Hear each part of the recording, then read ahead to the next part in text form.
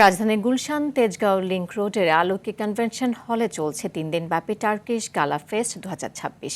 12 মে থেকে শুরু হওয়া এই উৎসব চলবে 14 মে 2026 পর্যন্ত। আয়োজকরা জানিয়েছেন, টার্কিশ খাবার, ফ্যাশন ও লাইফস্টাইলকে কেন্দ্র করে এবারে আয়োজন 70টি স্টল সাজানো হয়েছে।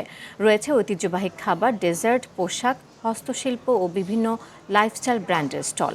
পাশাপাশি দর্শনার্থীদের জন্য রাখা হয়েছে সাংস্কৃতিক পরিবেশনা, লাইভ মিউজিক ও ফটোজোন।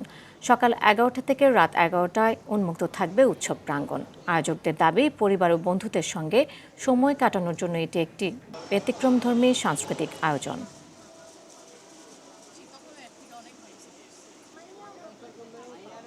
এখানে আমরা মূলত আসছি আমাদের কালেকশনগুলো দেখানোর জন্য, যেটা ইউনিক কিছু ডিজাইন আছে কালেকশন, ওইগুলো দেখানোর জন্য। জয়পুরি আছে, তারপর আপনার দুবাই কালেকশন আছে, টার্কিশ ডিজাইন আছে, এগুলো কাস্টমারকে দেখানোর জন্য আর গুলশানের কাস্টমার চাহিদার সম্বন্ধে আইডিয়া নেওয়ার জন্য মূলত আমাদের এই ফেয়ারটা করা। আমাদের কালেকশনগুলোর কাস্টমার আছে, কারণ অরিজিনাল পাকিস্তানি কাস্টমাররা চিনে।